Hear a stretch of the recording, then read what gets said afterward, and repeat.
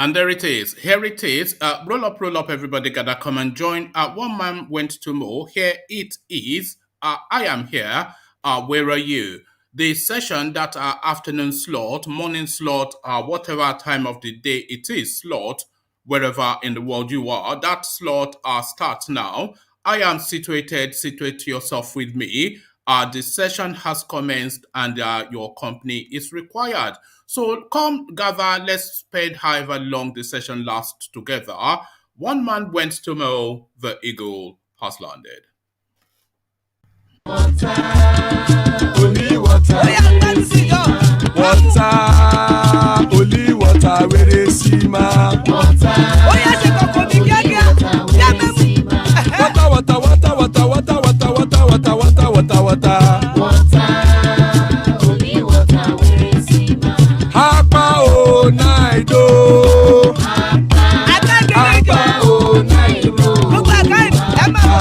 Hapa you don't come oh.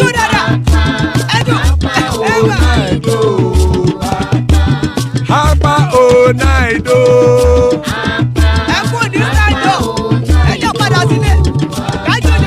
Oro keke elemu ye o. Ide shodi ya keke elemu re o. Bobby master keke elemu re o. Chief Latin keke elemu re o. Eruku lele elemude. Eruku lele egbe elemudodo jare o. Eruku lele Ghana ti de ẹgbẹ́ bọ́dì o. Ọmọ ẹlẹ́yẹ ẹyẹ o ó dilé o. Odúyẹ̀lá ẹyẹ o ó dilé o. Petrosoname ẹyẹ o ó dilé o. Petrosodúnkẹ́ ẹyẹ rẹ̀ ó dilé o. Ẹlẹ́kọ̀ ọ̀run mú ìní o.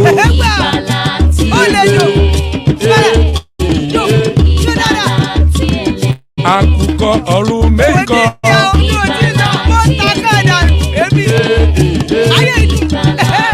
Ikú kò ní rí wa gbéṣe o.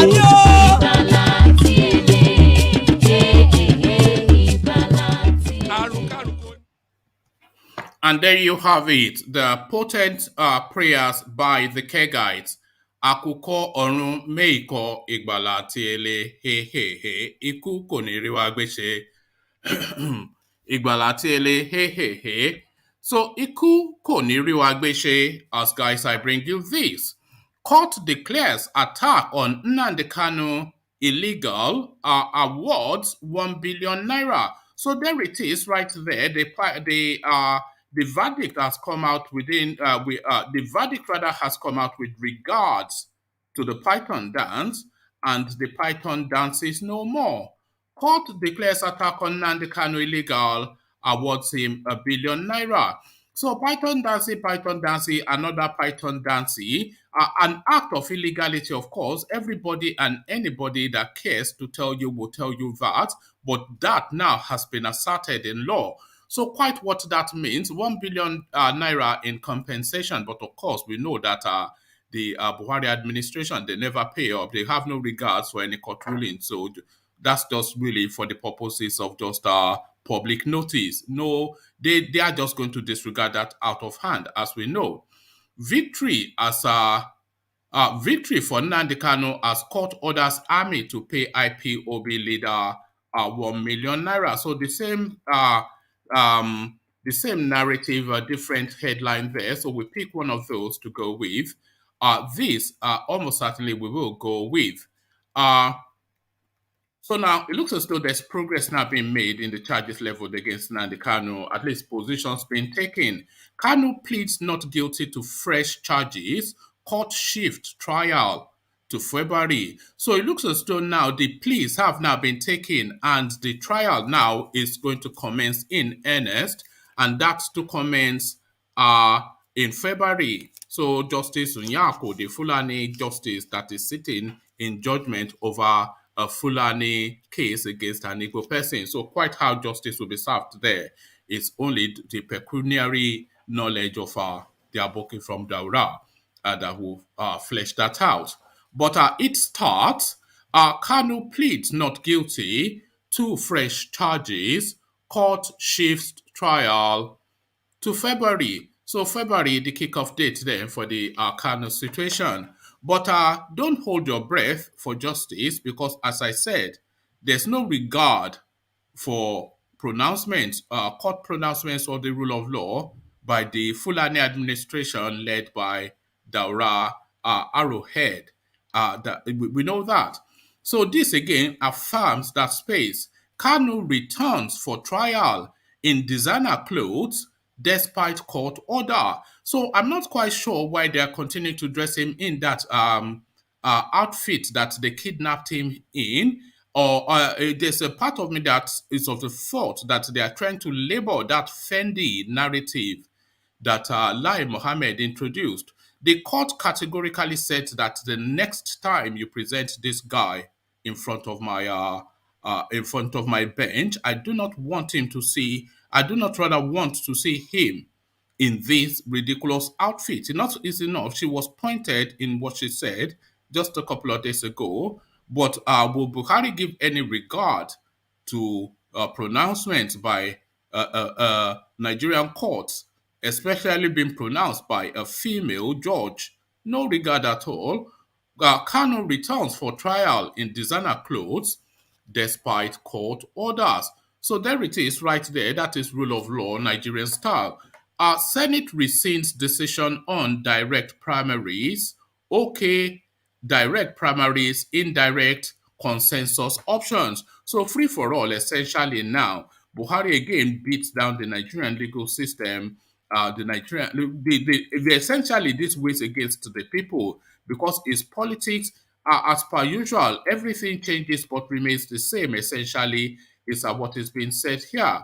So that move now to improve the electoral processes in Nigeria. That, of course, now jettisoned and abandoned, if not totally destroyed, by Malam Buhari and his co-travelers. So but that is breaking headline though, so there's not much detail on it. So we might not have a full gist, but the headline suffices. Senate rescinds decision on direct primaries, okay, direct, indirect consensus options. So anything and everything to get the Aboki to sign that electoral reform bill. So if they have to water it down that much, then is it really worth the passing of that bill? Because it doesn't essentially change anything of any significance within politics for it to be impactful in any way. So this is where we find ourselves with that situation. So all of that to come and plenty to go through. But before we go through anything, very pertinent now to come in via where we traditionally come in. The Python dance now reaches its conclusion, but let's get a rendition of just how it started. Another Python dance.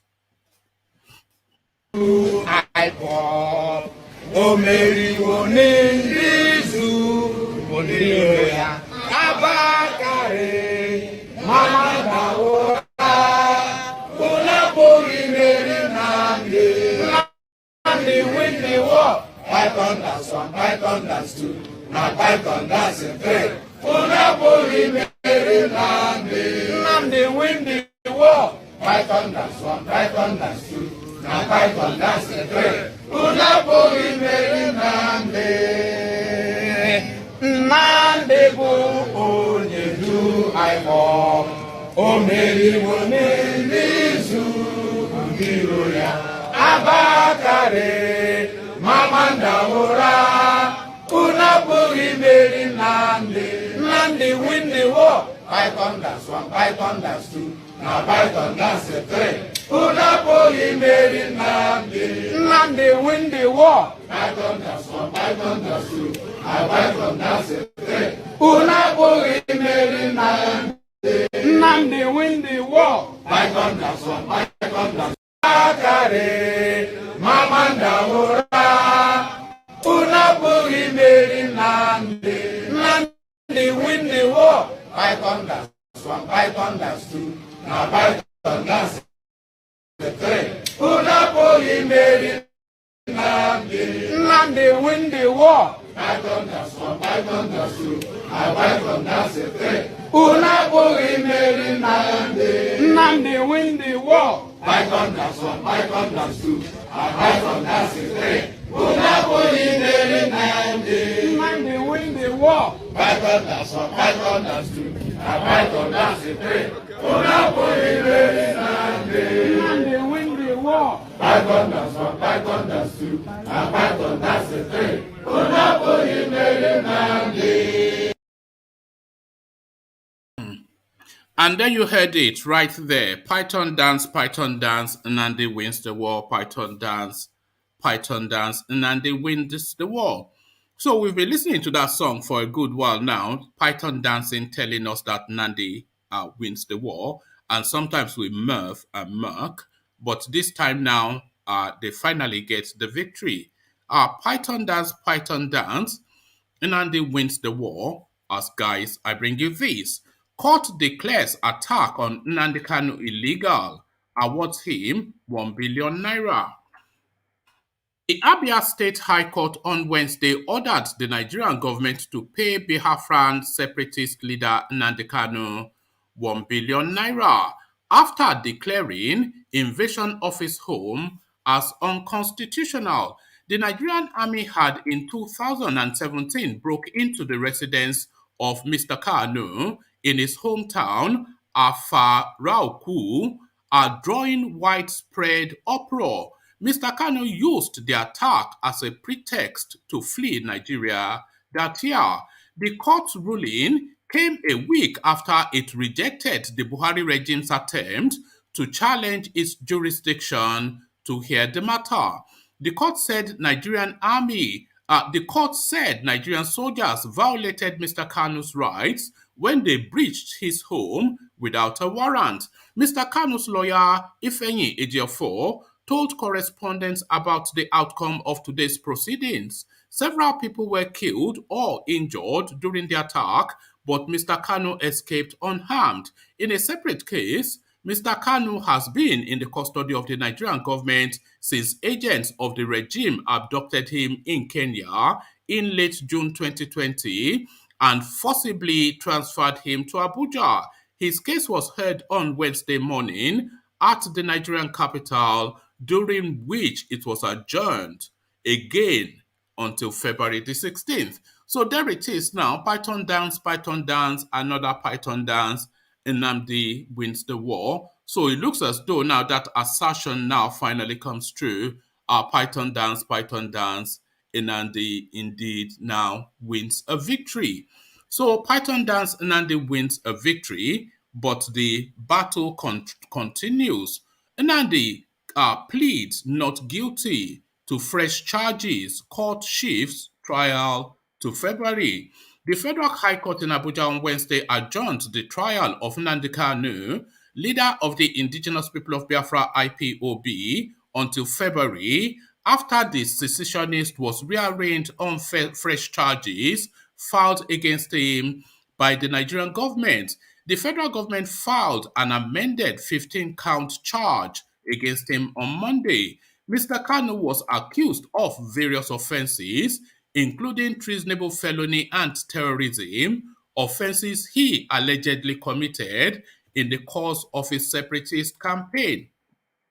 He was initially scheduled to be rearranged before the court on Tuesday, but the judge, Binta Yako, had to adjourn the case after the defense team complained about the late service of the amended charges on them. Mr. Kanu pleaded not guilty to all 15 charges read to him on Wednesday. After the plea taken, the prosecutor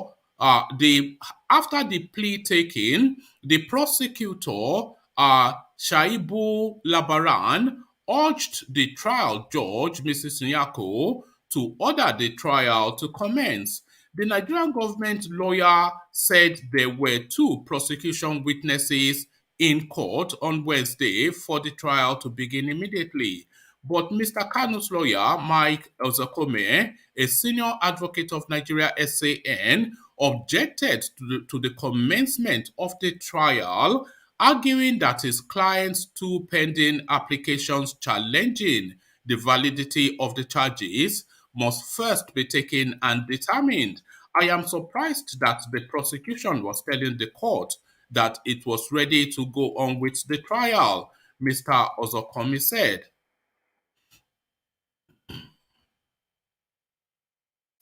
He argued further, we have served the prosecution with two fundamental documents. We have generated a preliminary objection. We urge the court to discharge and acquit the defendant because there is no basis for the charge to stand. We cannot go into trial without addressing the pending applications. The very applications are fundamental and intrinsic to the hearing and determination of the 15-count charge. Responding, Mr. Labaran said he had just been served on Wednesday with the applications. Responding, Mr. Labaran said, Mr. Labaran said he has just been served on Wednesday with the application seeking to quash the charges as well as the defendant's bail. You cannot file a process on the same day and it will be heard. Constitutionally, we have a right to look at the court papers and see whether to reply or not, the government lawyer argued. But the judge was not disposed to entertaining Mr. Kanu's bail application, saying, I can't hear the bail application for now. Mrs. Nyako, however, agreed with the defense lawyer that his application must be heard and determined first whether the charges are defective or not. She then adjourned the case until February the 16th. So there you have it. Or actually, I think there's a little bit more. So let me give you the fullness of it.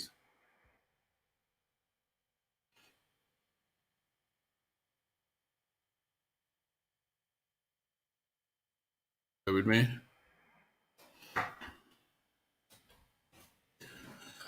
Okay, so here's a bit of a backdrop to it. So history of charges amendments. The Biafran Nation agitator who was first arrested in 2015 over his separatist hold on. The Biafra Nation agitator, who was first arrested in 2015 over his separatist activities, has been rearranged before different judges of the Federal High Court in Abuja after the first set of charges were filed against him and his former co-defendants on December the 18th, 2015. Mrs. Inyako took over the case in 2016 after three judges, Ahmed Mohammed, John Toho, the current Chief Judge of the Federal High Court, had previously handled it. The previous judges withdrew from the case at different times following Mr. Kanu's allegation of bias against them. The charges were later amended after Mrs. Nyako, who took over the case after Mr. Toso, struck out 6 of the 11 counts on March the 1st, 2017. Mrs. Nyako later granted bail to Mr. Kanu in April 2017. Months later, the defendant fled the country after soldiers invaded his home in Abia State in September 2017. On March the 28th, 2018, following Mr. Kanu's continued absence from the court, the judge separated his trial from that of his other co-defendants. Exactly a year after, on March the 28th, 2019, the judge ordered Mr. Kanu's arrest and directed that his trial on charges of treasonable felony would proceed in his absence. The case against Mr. Kanu, comprising 7 counts, did not make any progress until he was arrested abroad and returned to the country by the federal government in June 2021. The federal government filed amended charges. The federal government filed amended charges, raising the number of counts from 7 to 15 to incorporate terrorism offenses he allegedly committed through broadcast whilst he was abroad. Amended charges. The Nigerian government served the amended 15-count charge on Kanu's legal team on Monday. The charges center on Mr. Kanu's separatist activities.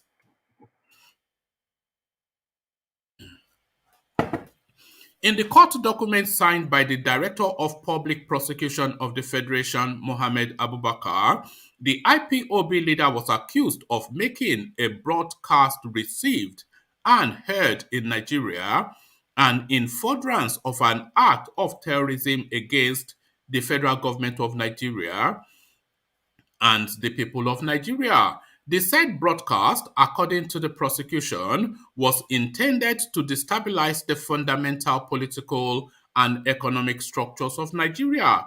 You incited the members of the public to stop the Anambra state elections, and you thereby committed an offense punishable under section blah blah blah of the Terrorism Prevention Amended Act 2013. Count 9 of the charge reads, in count 10, the charge said, between 2018 and 2021, that you, Nnamdi Kanu, of Afara Uku Ibuku, Umahia North Local Government Area of Abia State, in diverse dates, made a broadcast received and heard in Nigeria within the jurisdiction of this court in furtherance of an act of terrorism against the Federal Republic of Nigeria. You incited members of the public to destroy public facilities, and you thereby committed an offense punishable under the Terrorism Prevention Act. Similarly, in count 5, the IPOB leader was accused of inciting members of the public in Nigeria to hunt down and kill families of Nigerian security personnel, and that you thereby committed an offense punishable under Section 1-2 of the Terrorism Prevention Amendment Act 2013. So there you have it, the heavy weight of the charges being leveled against our man from Umar here. Kanu returns to trial in designer clothes despite court orders. The trial of the leader of the indigenous people of Biafra, IPOB, Nnamdi Kanu, bordering on 15 charges of treasonable felony and terrorism, preferred against him by the federal government, resumed on Wednesday at the Federal High Court, Abuja. But contrary to the order of Justice Nyako, Kanu showed up before the court wearing the same designer clothes he had on since June 2021 when he was arrested. Justice Nyako had on Tuesday ordered the Department of State Services DSS to allow Kanu to have a change of clothes. However, when the matter was called up, the prosecution counsel, Mr. Shaibu, told the court that he, Kanu, was the one who chose to wear the designer clothes. He added that the DSS has provided Kanu with new orthopedic mattress, pillows, and blankets. In response, Kanu's lead counsel, Mike Ozokome, told the court that it was not true that his client insisted on wearing his designer clothes, as it was not his visiting day on Tuesday, so fresh clothes could not have been passed to him. He added that the clothes will be passed to him on his next visiting day. Ozokome, however, commended the DSS for providing the IPOB leader with new mattresses and pillows before allowing Kanu to be rearranged on the amended 15-count treasonable felony charges. Justice Nyako reiterated her demand for the defendant to have a change of clothes. Kanu thereafter entered his plea to the fresh amended charges against him, which borders on his alleged commission of acts of terrorism, felony incitement, unlawful importation of a radio transmitter, and headship of an illegal organization. Before he was ushered into the courtroom around 10:15 a.m., the DSS had produced several documentary pieces of evidence, including electronic devices it would use to play some of the alleged inciting broadcasts that were made by the defendant. So there it is, right there. Nnamdi Kanu still defiant in his Fendi. So the Fendi defiance. So we land on the so we land on this as a final story. Then we see if there's anybody there to take it on. Senate changes decision on direct primaries. The Senate has rescinded its decision to adopt direct primaries in the Electoral Act Amendment Bill passed by the National Assembly on November the 18th, 2021. This followed the adoption of a motion for the recommittal of the bill to the Committee of the Whole Senate by leader this followed the adoption of a motion for the committal of the bill to the Committee of the Whole by Senate Leader Yahaya Abdullahi at Wednesday's plenary. In the earlier approval, the Senate had amended the bill adopting direct primaries for political parties. Accordingly, the upper chambers in Clause 87 sub 2 of the report are approved direct, indirect primaries or consensus as a procedure for the nomination of candidates by political parties for various elective positions. Speaking on the motion, Mr. Abdullahi explained that the motion for recommittal of the bill to the Committee of the Whole was due to the need to address observations by President Mohamed Buhari.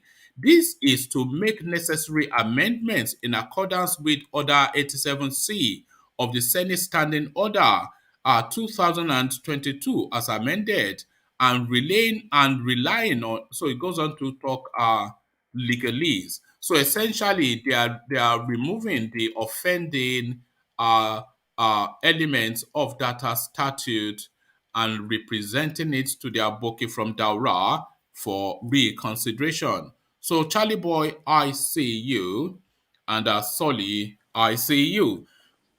So good to see you, gentlemen. So let me go to Solly first. So Charles, put yourself on mute, and let me go to Solly first. Solly, are you there? Look at this guy.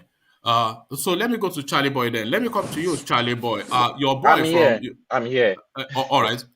Okay. Let me go with Charlie Boy then because he seemed ready to go. So Charlie Boy, your man from Uma here. Yeah. Yeah, a lot of activities around Nnamdi Kanu today. So let's start from the Fendi outfit that he keeps on wearing.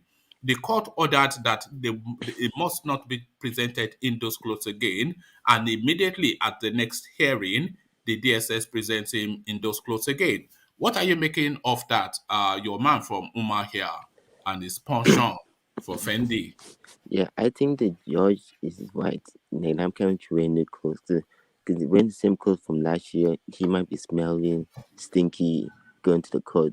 Yeah, does he not smell anyway? It does it not look like a smelly guy? Is he a smelly guy? No.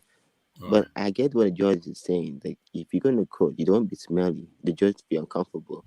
So the judge probably said that changing clothes, he can be more clean. Because when you go into the court, you won't be clean. You don't be like ratchet from last year. But I don't know why. I don't know why haven't they given new clothes. I don't understand that either, it's a very odd thing to be presenting one person since June. We're in January now. That's what 6-7 months, the same outfit. What do you think they are trying to say or do with that? What do you think the underlying reason is? Maybe it's time to make him look bad to the world. Does that make him look bad or does that make them look bad? Because he's in their custody. So it's not as though he's at home and he couldn't change his clothes. He's in their custody. So who's actually looking bad after that? I think this make Nigeria government looks bad. because it will still you make Nnamdi Kanu case more. You make the world, you make Nnamdi Kanu case. You make Nnamdi Kanu win the case. Hey, because Nnamdi Kanu laws could use it as example how Nigeria treat their citizens. Nigeria don't realize make Nigeria government case bad. All right. You talk about Nnamdi Kanu win his case. It looks as though Nnamdi Kanu has actually won one case. You remember that fateful day, of course, Yeah. September 2017, Mhm. when they invaded his house and shut up the whole place. So the judgment has now come in, and the courts have declared that action illegal, and they have awarded Nnamdi Kanu a compensation of £1 billion. What are you making of that then? Python dance comes to its crescendo. I'm so happy, but the issue is why did it take them so long to realize that was illegal? Why take Nigeria? You see, it wasn't about Nigeria. The way when there's a disaster in Nigeria, it takes so long. I think the judge realized that they probably find No, somebody evidence. has to challenge it in court for a pronouncement to be Yeah, made. So it's been challenged in court, and the pronouncement has now come in. there must be new evidence that have to do with that situation. No, I don't think there was new evidence. What the judge just said essentially was that there was no warrant to effect that invasion. Mm. So they didn't even have the legal instrument to carry out that action, is essentially what was said. Yes, I think the judge did doing good, but the judge have a tough situation. The judge because especially the judge tough situation since the judge have tough situation, then the judge have to be careful because you don't want to cause a riot. You don't cause situation in Nigeria crisis. So judge has to be careful what you're doing. She don't want to start people. I think that's what I think what the judge trying to be fair, because she knows that she don't want her life to be in trouble. I think she's trying to be fair for her life. So, interesting day in court for Nnamdi Kanu. Was it even today? So the new charges, because he was originally in court for 7 charges, but Mm. additional charges has now been added onto that to bring it up to 15. So the plea, it was being taken. You know what a plea is? Yeah, It's essentially when they say guilty or not guilty. So that's the plea. So if you say you are guilty, then they just give you a judgment. But if you say you're not guilty, then you go to trial. So he's pleaded not guilty to all the 15 charges leveled against him. But it is quite interesting how the day played out in court today. Did you follow Nnamdi Kanu's court appearance, and what are you making of it? no, I didn't follow it. I just heard it just now. You say I didn't really follow it. Okay, what transpired in court was that the obviously all parties present and the charges read, Nnamdi Kanu took his plea. So the prosecutor, which is the government lawyers, then said they were ready to start that trial immediately. But what Nnamdi Kanu's lawyers were saying was that no, you cannot start the trial immediately because there are other applications that they have put in place challenging several elements of that trial, and those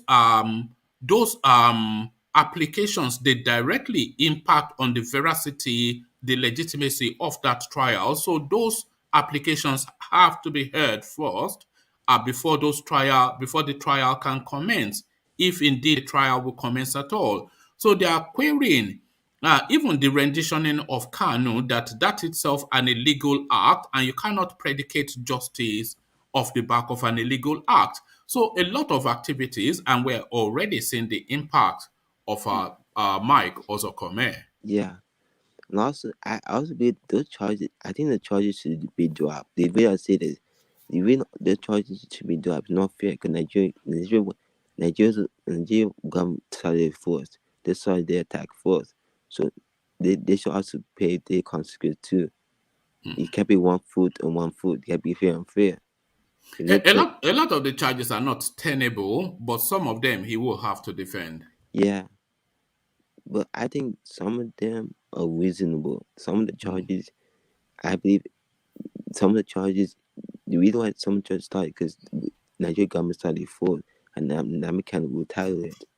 So, no, and I also think Nigeria government had to explain how did they kidnap him. They have to explain that.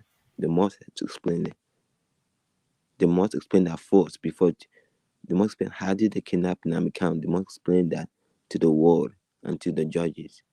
They have to have evidence how they kidnap Nnamdi Kanu, because the lawyer wants to know too, and people, citizens want to know how they kidnap Nnamdi Kanu. Nigerian government explain that, then you make the case unavailable.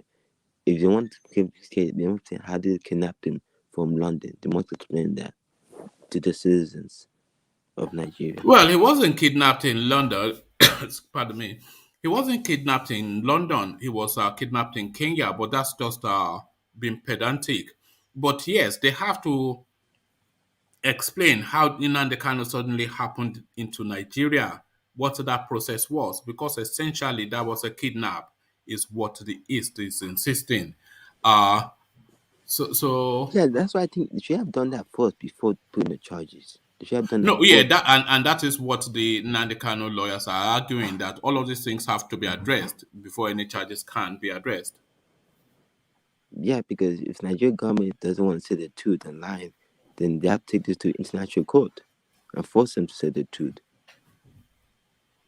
Who would do that? Take them to the international Because court? I think Nigerian government is hiding something. They don't want to say it. I know why they're scared to say it.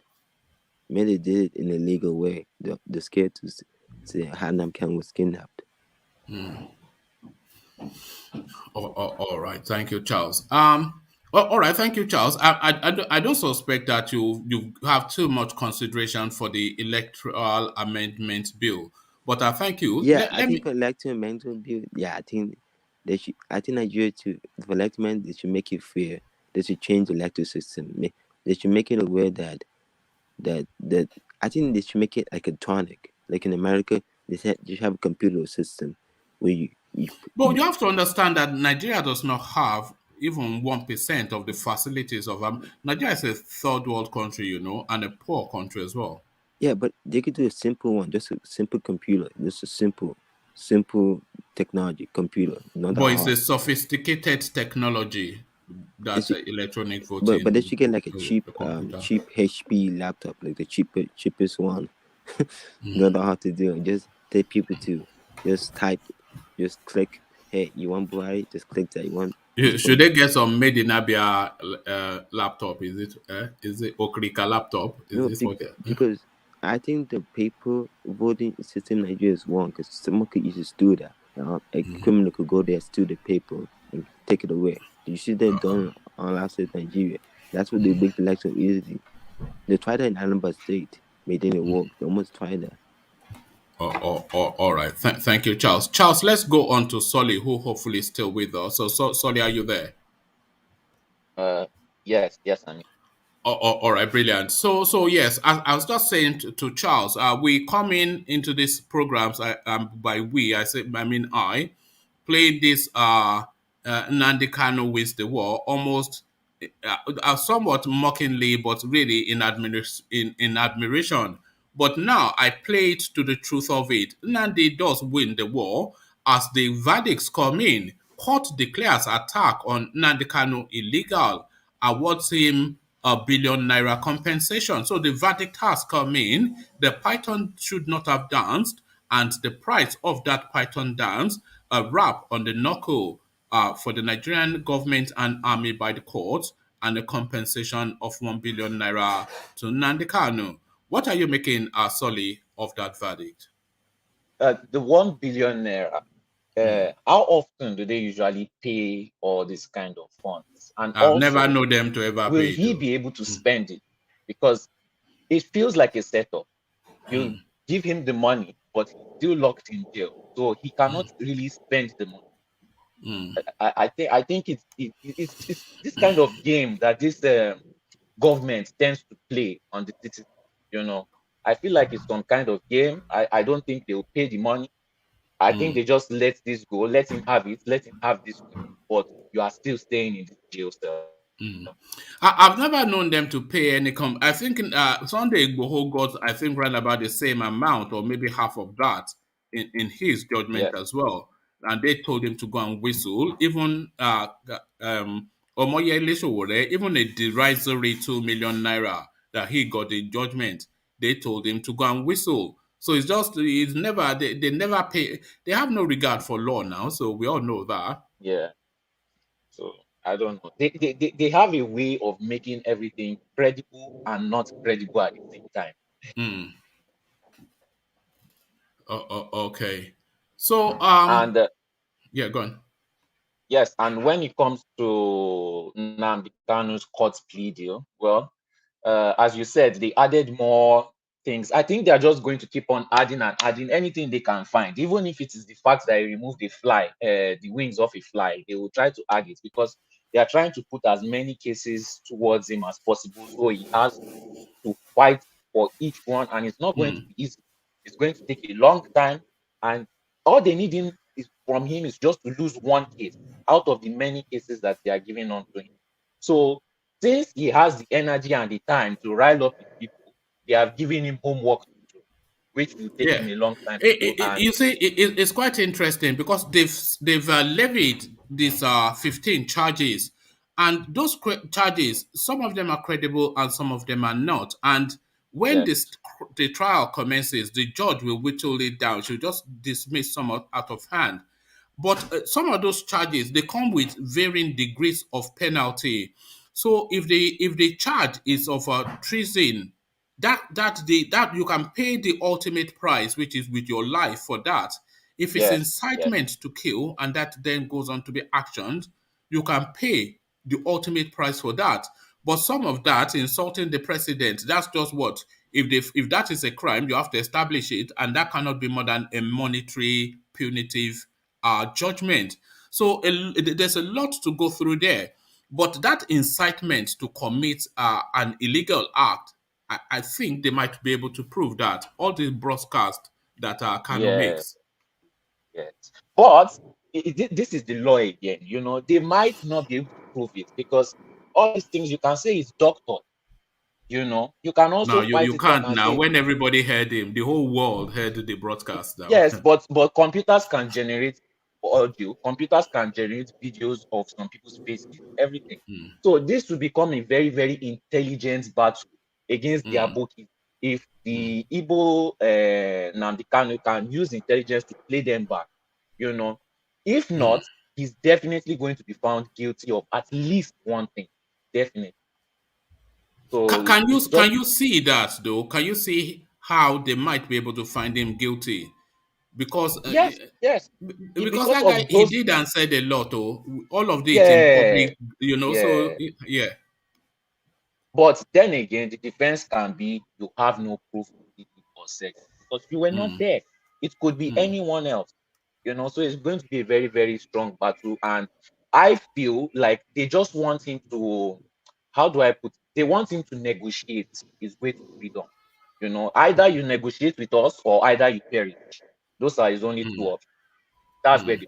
they put him in a very tight corner. And is the judge under a bit of pressure as well? She been of a Fulani stock, and the narrative essentially an ethnic narrative because the narrative of the trial is ethnic. She is essentially one of the proponent ethnicities in contention because Nandi Kanu will tell you that he's taken on the Fulanese and that woman, but by blood or association, Fulani.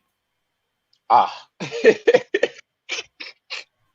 I think he has to negotiate. Hmm. He really has to Oh, negotiate because he all doesn't right. seem like the kind of man. No, you know he's a very stubborn man. You know Nandi Kanu in Yes, character, very yes, much like Buhari. He doesn't yes, give. And neither both of them don't give, just yes. stubborn even beyond reason. It's stubborn to the point of self-harm.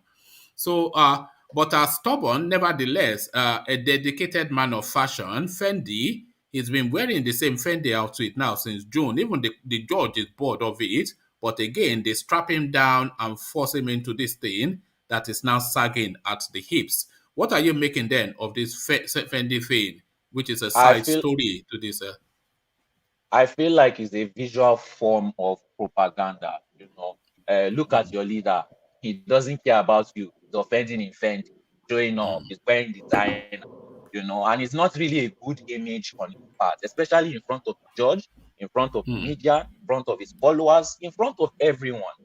you hmm, know if if he is the one choosing to wear it.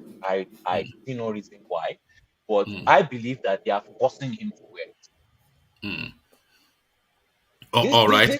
They are very, very smart when it comes to things like that. Very smart. And leaving Nandekan for a moment and going into deeper, more impactful politics, at least in its impact on you and I, the electoral bill, it looks as though that offending insertion is being removed. That the that was it the direct primaries that they're insisting on that should be the way that candidates are nominated.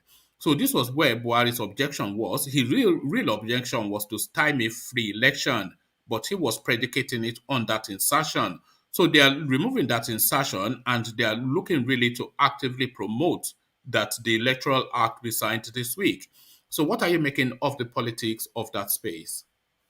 Well, I feel like obviously there's agenda there, and the Fulani government, they've been there for years. You know, they've mastered the system. They've stayed in the country while everybody was going in and coming out. They've mastered every area, and they've mastered the way of rigging with the current electoral bill. So when you now want to bring something brand new in this moment, in this time that we are in, you know, it may be hard for them to rig the election as they usually could do it before. It's hard to teach an old dog new tricks. This is the problem. So they have the fear that if they amend this electoral bill, they may not be able to manipulate things. And those people who want it amended have hidden agenda to manipulate things also. You know, so why approve something where you are not sure of the outcome? If you don't approve it, which costs you nothing, you can do whatever you want and play the game however you like, because you know all the rules, you made all the rules, and you are the master of you are the game master, basically. So why would I change the rules? And I think there was a time that Buhari invited the senators to Abuja for a lunch meeting. I don't know if I'm right or I'm wrong. Last year, I can't really remember. And there was a discussion that was made. I think he coerced them into rejecting this bill, one way or the other, either through exposing them, either through, I don't know. But one way or the other, I feel they were coerced to reject it. Because for the You know, future of Nigeria, I see this Buhari administration as pretty much like a guns and roses sort of administration, guns and roses. So they offer you yeah, money with one hand or a bullet. yeah, So they reach out two hands to you, you know, guns in one yeah. hand, money in one hand, and a bullet in the other. So you pick your choice. Take the money or Yes. die, you know, over It's kuri a sort of people. Eh?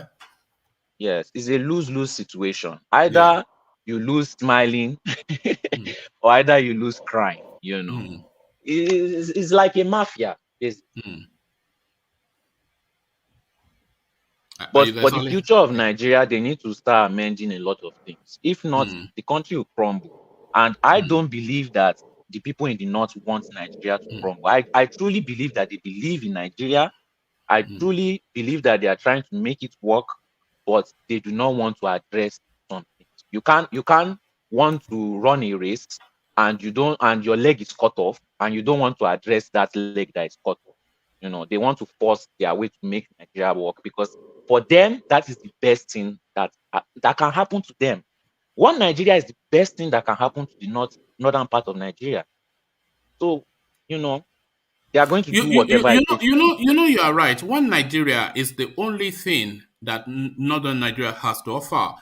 Because I Yeah. often draw people's attention to the lives that people live in Chad, in Niger Republic, you know, and then look at the life they live in Nigeria. So the cousins and the families of the northern Nigerians are the people of Chad, the people of Niger Republic. So if they don't have the Nigerian oil wealth, that is how their life would be. Their life would be just like we see this just dusty, desperate, depressing, dejected sort of life that we see Yes. in places like Chad, just living in the woods, riding donkeys, and you know, and just this really so that's really what their life is. If you took away the Yes. Nigerian oil wealth, so one Nigeria is essentially, a northern thing. Yes. Their lives is dependent on it the most. And another thing is, I believe that they are starting to recognize that, and I believe that before they had this idea that one Nigeria can never be broken. I think recently they've started seeing that it's possible for it to break. The reason why they are increasing infrastructure in the north. Most people in the south are saying, oh, government's not working, government's not working. But if you ask somebody from the north, they will say, can't you see all the infrastructure? Because they are building a lot of infrastructure. They are looking for gold, they are looking for oil, they are doing a lot of things in the north. Because I believe these people want to suck Nigeria dry in case they need to separate, so that they will have this idea of, oh, we help you build Nigeria, you people did not appreciate us, so we are leaving you guys, and they will leave South empty, deserted, and in economic crumble. All the loan that they are collecting, I believe, is going towards it Yes, and I agree with that. Even that as an escape Siemens, plan. that Siemens electrification deal that Abba Kyari was chasing till his death, a lot of it in the north. The electricity is somewhat constant in the north. And The then they the have the roads are railway neat. from. Yeah, the roads are neat like carpet. They already have the railway from Kaduna to Abuja, so now they are expanding a network from Yes, Katsina to Maradi. yes. They have the light rail in Abuja. They have all these well-built roads. They are doing electricity, for themselves, you and you meanwhile they know are, what that reminds me of? yeah. That reminds me of Tinubu. Because if you go to secretariat, all these governors that have come, Fashola, all these other guys, they are following the manuscripts, the playbook of what Tinubu has imagined for Lagos.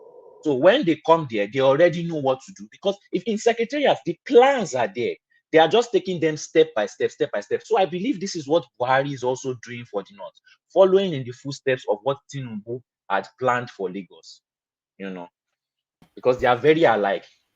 And that very much is the one of the, you see what you just said today, which I agree with almost wholly. That I think is one of the real reasons why they are kicking back against Tinubu, because they Yes. know that if Tinubu takes over power, he's going to Oof. jettison all of their plans ends there, and he's just Yes. going to take all of the wealth of Nigeria, To the focus it west. primarily on Yoruba land and by some Straight. extension on Igbo Yeah. land. And if Tinubu gets 8 years in government, he will transform the South to the Yes. point Ooh. that the North It will will be like become Dubai. impotent. Yeah. Yes. Because That's the so that's Amotekun will yes. get guns immediately. They will get guns Yes. immediately, Amotekun, and Yes. and you come into the forest then and come and take them, and they will, But Yes. yeah. All right, thank you, Solly. So Solly, we're joined by Rational Mind. So let's take his soundings as well. Rational Mind, are you there? And hopefully your voice has recovered somewhat. Yeah, I'm here. Can you hear Uh, me? yeah, brilliant. Good to hear you, Rational Mind. So quickly to it, then Nandi wins the war. Nandi wins the war, and it looks as though that assertion finally gets its day. Nandi wins the war. Court declares attack on Nandi Kanu illegal, awards him 1 billion naira. So that's our infamous day then, September 2017. That chicken has now come home to roost, and it lays an egg worth 1 billion naira for the Umar here born. What are you making of that verdict, Rational Mind? Yeah, I mean, it goes to show that the Nigerian government is a criminal enterprise, a criminal government. You don't invade your citizen in the way and manner they did on Nnamdi Kanu and Sonny Igbo. There are more civilized way they could have done it if they wanted to arrest these people. Like in the case of Nnamdi Kanu, if indeed they knew that this guy had violated his terms of release or bail, they should have done it in a normal way, in a more civilized way, by asking for him to appear in court and probably even arrest him there, rather than go there at some point at night or whatever when they did it, and in a Gestapo style, and they killed, like they say, killed so many people. So you say that shows how barbaric, how savage this government led by Buhari is. I don't know. You just have to see. But this victory in court shows that indeed, anywhere that case is taken to, I'm sure any judge that will sit in on that case will always rule in favor of Nnamdi Kanu, because the way and manner in which they did that was barbaric. That's an example of a savagery. So this is the second instance, at least high-profile one now, that the verdicts are coming in regarding the activities of the Nigerian state against its own people. Sunday Igbo equally the same judgment essentially. I'm not quite sure what the monetary. I think it got to 20 billion naira. I think that's what they got. So it's the same thing. So No, you cannot. Nnamdi Kanu is 1 billion. No, I'm not saying it's the same amount. I'm saying it's essentially the same. Oh yeah, the same Yeah, pronouncements you're from right. So you cannot just at will. This is what we're saying, that we're being ruled by some sort of weird Fulani warlord playbook rather than the Nigerian constitution. Because the constitution lays down exactly to the letter how the country should run. Process. If you want to effect against a person, you go through some legal process to get a legal vehicle to effect against that person. You cannot just wake up and tell you so bitchy to gather the boys and go and shoot up a place. No, I mean, what are we? Are we some 18th century Fulani beheading, riding horses? It tells us that we and these people, perhaps I would say this. Let me just say these people. I don't know, because the whole architecture is being controlled by this one group of ethnic tribe. I don't even know what is going on with Malami now. I think there's rumor that Malami is going to step down. That's what I heard. He's going to step down either to take that slot of vice president or run for Kebbi State, because he needs a legal protection for all his looting. So he has to go and hide in the state house. In fact, rumor has it that maybe he's stepping down maybe this month or next month. That's what I heard. I don't know because he wants to run for Kebbi. He needs to be in that state house to have that immunity. Yeah. So we just have to see how this plays out, because they know, all of them, they know that they're in trouble. In fact, I think the judge said it was a violation of the Nigerian constitution or Nigerian law and international law, the way and manner in which he was abducted. So I know in any court where he's being tried, that's going to be the same, because that was the same ruling that the judge in Oyo State, in Ibadan, also gave. With regard to this what is it with these people that their only go-to is to reach for a gun in every situation? Everything I don't know. They just think just to shoot it and to kill it is the solution. Yeah, so that tells us that these people, they are a criminal organization. I mean, criminal government. I'm sure ISIS. I think you asked Jake. I'm sure they will. I mean, either the IPOB and the Lanoma Odua, that is the Yoruba Nation agitators. I'm sure they said they have a petition before ICC. I'm sure. I mean, if after Buhari is gone, I mean, like he said in one of his interviews, said everything. Nobody should call him. I mean, should call him. Everything anybody needs to know is already there in public domain. They will call you if they need to call you. You will appear before the judge. You mean Buhari? Buhari, yeah. They will bundle him before. But the ICC process is slow and cumbersome to move. It's slow. We know that. With another 15 years, they're still on it. Where is Buhari in 15 years? Well, let's just see. Let's just wait and see. But that they will not bundle him. I mean, like he's saying that nobody should call him. Anything they need to know is there. No, if the international community wants you, they will. So except maybe whoever becomes the president shields him from being prosecuted. Maybe they can't. That means he cannot leave the shores of Nigeria. He cannot leave the shore. Although he doesn't even leave it. You know, the guy never traveled in between. Of course. Being kicked out of military and coming back. But then how he didn't expand his mind. He didn't read. He didn't write. But how is he going to get his medical checkup like he used to do, like he's doing right now? You know, even though he's gone, after he leaves the presidency, he would like to go and see his doctor in maybe in London, there where you are.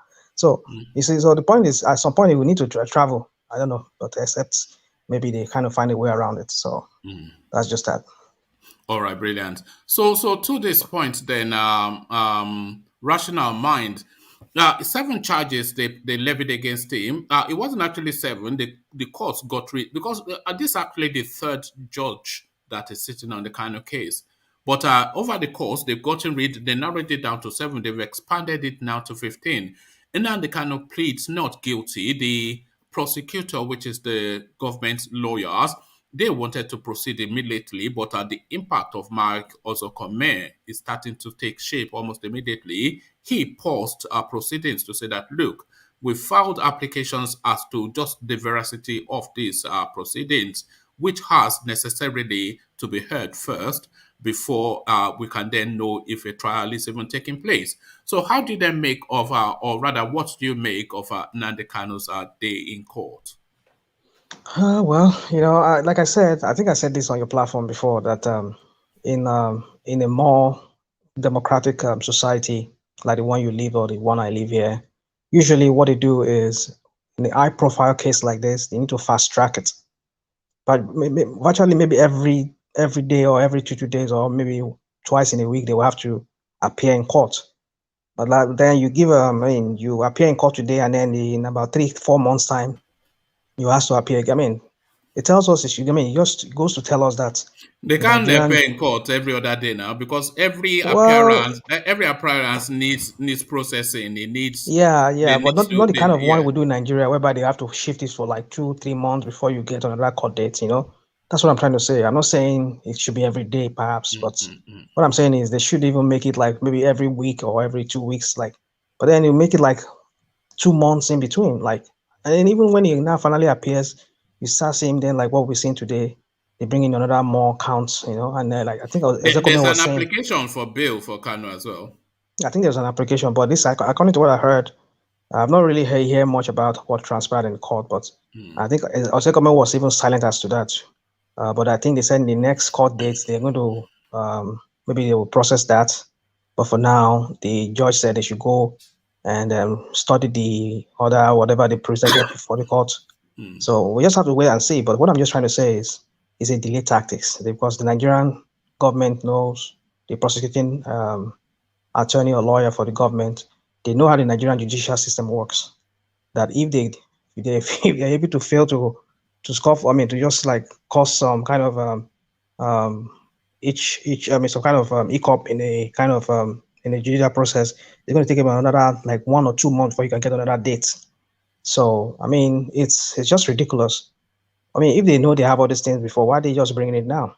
So I just believe it's just delay tactics, just to delay and then get this guy, hold him down there. But the thing is fluid though. The charges they With continue to evolve, and because like I said, additional charges. Some of them tenable, some of them not. All of them circles round that those 2 arrowheads of treason and whatever terrorism. But one of the things that they have also inserted was an incitement to commit acts against the structures of the country and an incitement to kill members of security personnel.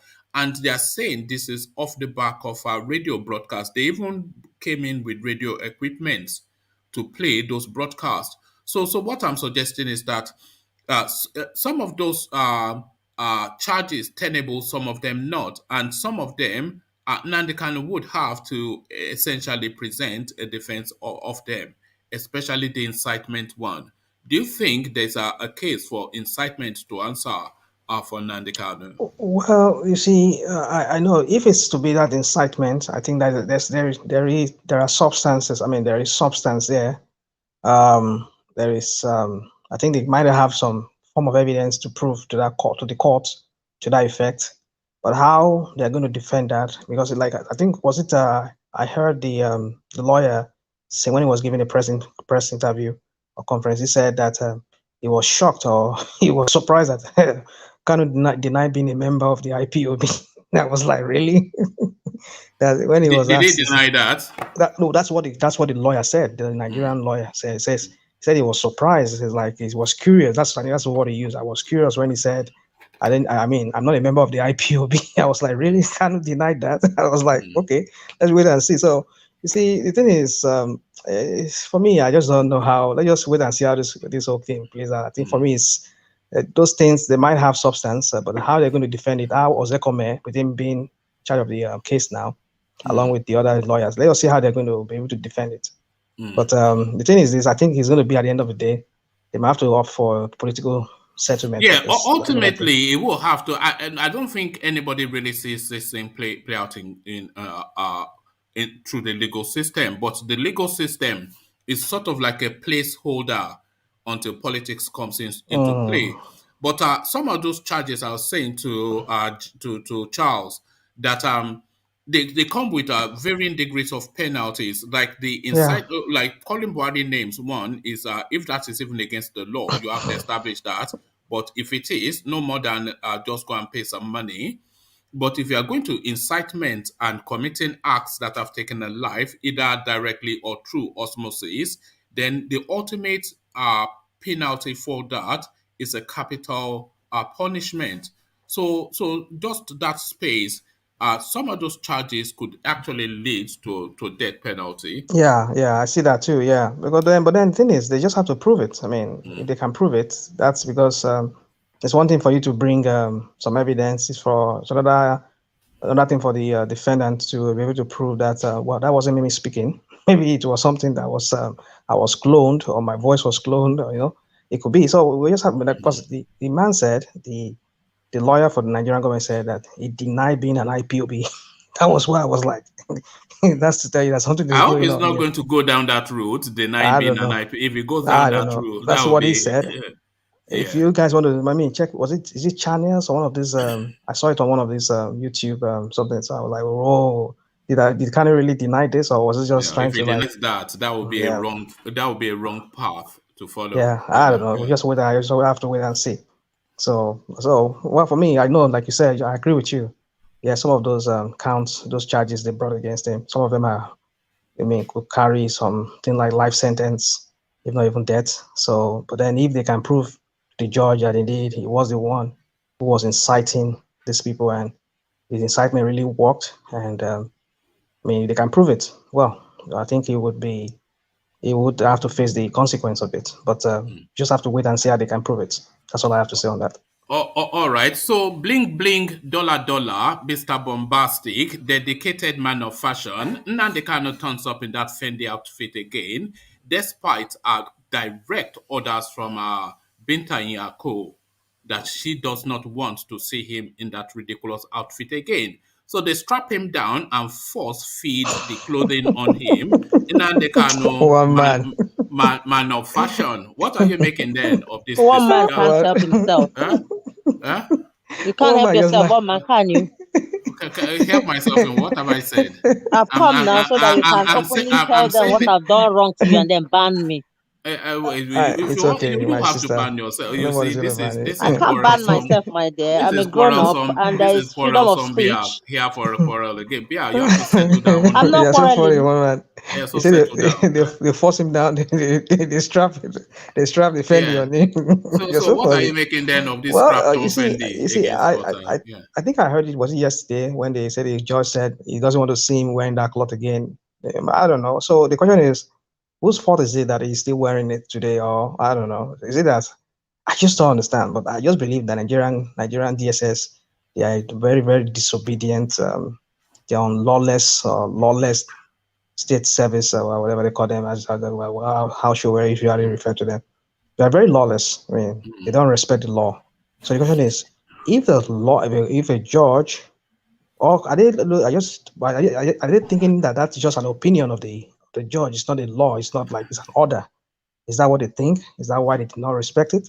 Or is it that Kanu himself did not really want to change that cloth? I don't know. No, so yes, it's just very hard for us to. That's a gray space, because they were saying maybe it's not sufficient enough time to have provided them with an alternative. But setting that aside, what sort of imaging is it for several months you have been presenting him in the same outfit, even before the judge said? What do you think they are trying to signal by forcing him into that Fendi every time they bring him to court? Forcing. Well, anyway, so what I see there is this. I think on both sides, it looks bad on both sides. For the Nigerian government, it tells the international community and even the country itself that these people are lawless.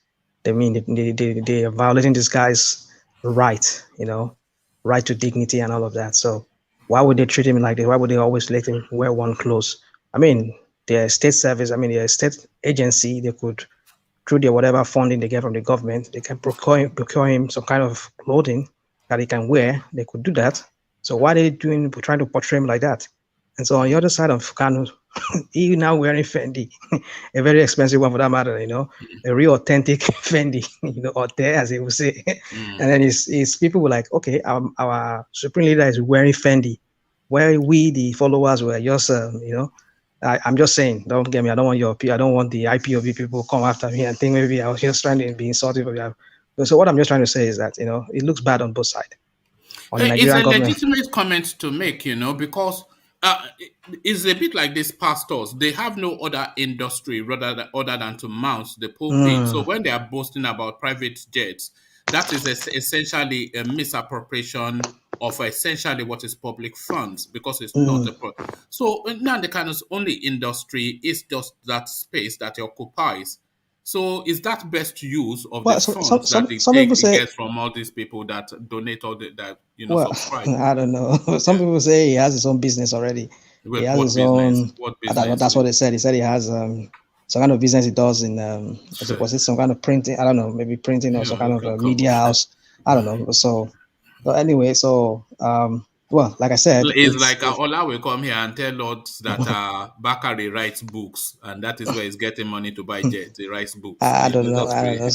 So what I think is just, like, just to answer your question, my conclusion on that would just be that it looks bad on both sides, the Nigerian side and on him, because everybody will look at him like, why would this man be wearing an expensive clothing like that when we will give him the money? We just labor hard to get his money. Like you just give an example of a pastor who used to be an example to his flock, and then he's feeding fat, and then his flock is just leaning off. They're just getting thin and thin, So Can I that's how. interject, one man? Yeah. Before you do, let me just make the call for people to thumb up the stream. If you Okay. could do that. 120 to 140 has been fluctuating the numbers. So a good, healthy amount of people watching. So thank you for that. But the additional thing then is to thumb up, because it's other people thumbing up that are propelled the algorithm to bring it to your notice. So please thumb it up, because there are only 20 people thumbed up so far. So please, guys, correct that. Yes, Bia, you wanted to add. Yeah, what I wanted to say, to add, or to say something regarding what Rational Mind is saying, as in it looks bad on both sides. In my own opinion, I believe it looks more bad on the federal government, because they are the bigger fish, that is like they are the big elephant in the house that has more integrity to protect, whilst the whole world watch. Even if Kanu, is playing to trying to wear the same cloth, the same every day, every time, maybe acting like a victim, the Nigerian government, the elephant, can say, no, we will do the right thing and give you the chance to change clothes, and then, be justified in that. So I won't really say it takes two to tangle in that. That's my opinion. Yeah, like you said, I agree. It looks bad just on the Nigerian government for that guy. Yeah. 7 months. So it's just this is a global case. So the whole world is watching this case, and you are anyway. What do we? Yeah. Yeah. You see, the thing for me, the way I see it is that if really Kanu is the one doing it, maybe they've suggested to him that we're going to give you a new set of clothes or whatever to wear. But if he is continuing insisting that he wants to wear that, then maybe, like Bia said, maybe he's trying to play this victim card. But they should just remove it now. They take it for washing, they remove it, and then they bring him a new set of wardrobe from traditional to Europe, Western, whatever. So at least his brother, his family members. If he's leaving court, they give him his Fendi bag. I think his family members. They visit him. He gets some kind of visit from his people. His lawyer. They could bring him new clothes, so that should not be an issue. So I think there's a gray area there. We don't really know what's going on. It's a bad look. It's a bad look. So we don't know what is going on there. So maybe it's just a calculated move on the IPOB and Kanu just to make the international committee see that Nigerian government is doing something. I don't know. Is Just that let me the not speak to that. equivalent of that Melela, South Africa? Is that the equivalent of that orange beret? Is Fendi the orange beret? Fendi is the One orange man, beret one man. in Again, Umaya. I'm thinking maybe the big elephant, the giant in the house, may possibly think that if Nnamdi Kanu is given opportunity to wear a change of clothes, he may disappear. Voodoo Yes. cloth. Yeah, You know, they may have some Ndugurudu. speculations. Yes. You know, the way they went to arrest the some local herbalists or juju men, like as if they are for Nnamdi, something like that. So they're trying to Maybe cover too, all that too. corners so Yeah. that he won't disappear in their front or from the corner and just say, like a Yeah. ghost. I mean, if he escapes in their custody, forget it. They will be in. I mean, I can't just imagine. Wouldn't that be delicious though? If Nnamdi Kanu That would have escapes been, and just yeah, like lands a back go, in London, like a, and you switch on the radio and you hear the whatever that they are the jam jawi that it starts to jam jawi again.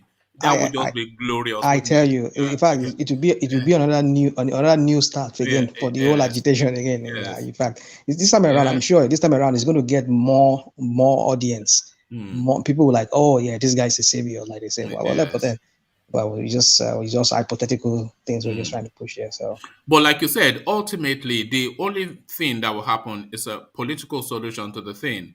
I see so. I see so. Yes, it's Yeah, not. I see And so. the legal process is just really to hold situation until Yeah. they arrive. So now we are hitting 140 people. Thus, thank you, but still the thumb ups are not on par.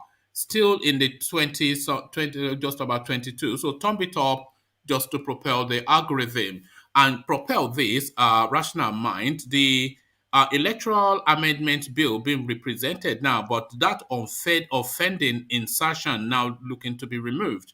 It looks as though now they're going to jettison that direct primaries and represent to Aboki from Daura to sign. What are you making then of that move? Well, I think that would be the only option for them because this man said he's not going to sign it, and they are not willing to veto him and override him. So if they don't do that, well, maybe they just have to take it over. But although I really, at some point too, I was beginning to like kind of like agree or concur with the president, and he said, well, we know it's not just that's not his motive because these people are hypocrites. They will always look for one thing just to justify anything. But what he said, it makes sense. Well, this is democracy. I mean, let people decide how they want to elect their candidates rather than just stipulating in the electoral law that it must be just this one process. So, and then like he said, looking at the situation in the country is fine right now with the banditry. If you want to go through this process of direct primaries, imagine people lining up and somebody just coming in there and blowing them up or attacking them and all of that. So maybe they do indirect, maybe limit the number of people that will congregate to vote their candidate. Maybe that would not result into much casualties in event of an attack. So I can understand that.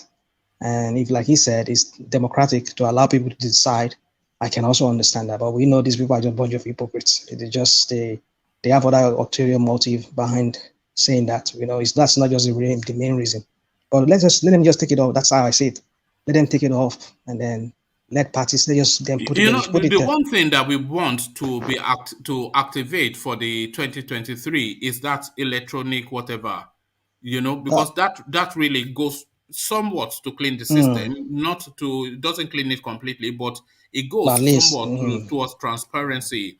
Yeah. And we want the assurance of, because Yakubu has told us that he has capacity, and we want his assurance also that he now has a server before 2020. So all of those loopholes that they used to rig their figures in 2019, let's try and block them off as much as we can in the build up to 2023. But somebody, but then we just hope that this thing will really block that loophole, like you said. Well, somebody was saying to me, a friend was saying to me that there's a way they can bypass it. There's a way they can, the APC or whoever or PDP. Was it that during the 2019 election? I think this man was able to provide some evidence of the server that they said that existed and all of that. And then people were saying, how did they get those information? Was it that they hacked the page of Russian or some Iranian? They had servers now, because what they had was they had these handheld things that the electoral officials in all of the booths were using to pass the results on to INEC Yeah, Abuja. So yeah, where are they signaling it to other than to a server? of course. But I'm You know, so saying, of course they have a server now. yeah, they do, They just, you know, they they, do. they just wrote results and just told you to get Yeah, they lost. do. Yeah. But when Atiku was trying to prove his case in the Supreme Court, when he brought in a list of I don't know whatever he got, some list of voters and everything, INEC was saying that they never gave him that. We did not give you that list. Where did you get it from? And the PDP was saying, I don't know, that's what I heard. I read from the newspaper then. So they were saying that they did not give it to him. So how did they get it? Somebody said, well, maybe they hacked the server and then they got it. So you see, the thing is this, we just have to wait and see how this whole thing. I'm not saying that this electronic voting is in itself is a savior for some kind of panacea to this whole rigging in Nigeria. I just hope they don't find a way around it. But well, yeah, if they can still remain, let it still remain in the electoral law. Well, If there's a way to rig, I mean, the one thing that Nigeria is champion at trust is rigging. Nigerians, yeah, Nigerians will always look for a way around something. So that's why that country doesn't work. You know, some things that you ordinarily that works in other countries, if you bring it to that country, people will look for a way. They will look for the shortcomings. They will look for a way to bypass it. You know, so for me, just to conclude on that topic, if they still have that electronic something in the electoral law that is going to be passed, that is fine. But let them just take off that direct primaries. Let them leave it to the parties to decide if they want to go through the route of direct primaries or if they just want to use indirect primaries. All right. Thank you, Rational Mind. So, Rational Mind, let's go on to Ajale Koko, who hopefully is still with us. Ajale Koko, are you there? Okay, I think I done Lekoko temporarily. Let's go on then to Bia. So Bia, then your man from Uma here, with Python dance, another Python dance. But the Python should not have danced. This is One man, according I'm here. What's up?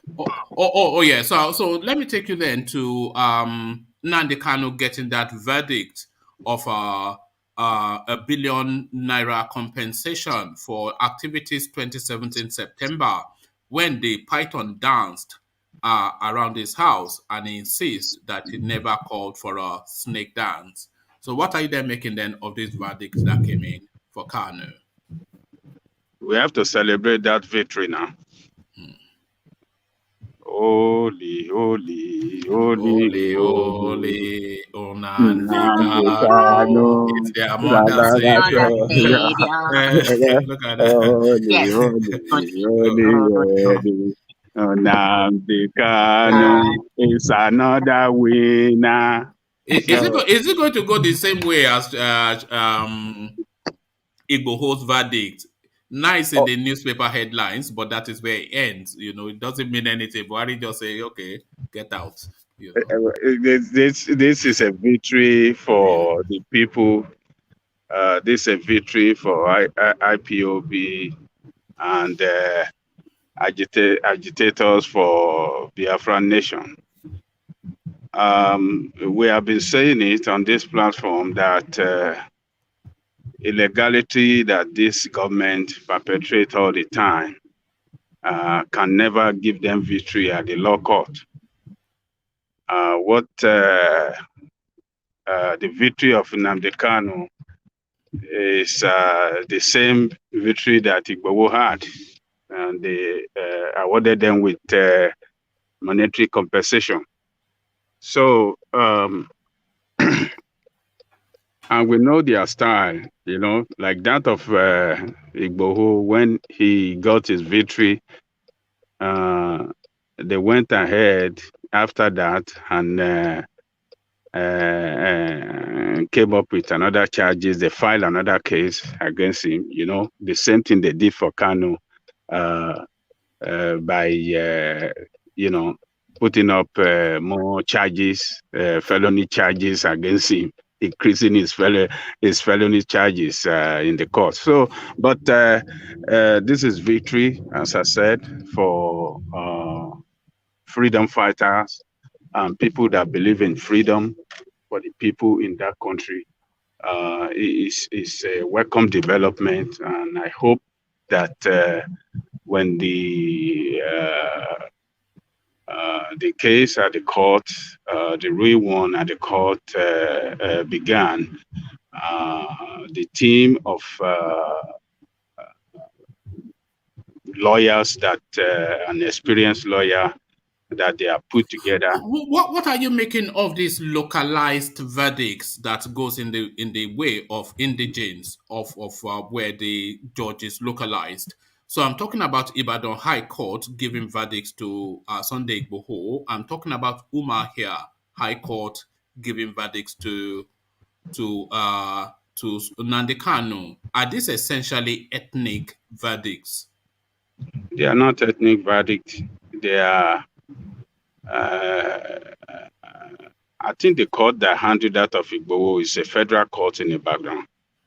So they are handling federal charges, and the same thing. I think that of Kanu as well. I think it should be federal court that is handling it.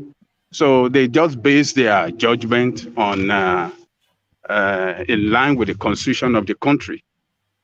So it's not ethnic. It's just based on constitutional rights that they deserve. The federal government violated their constitutional right, and the court, gave them that justice is a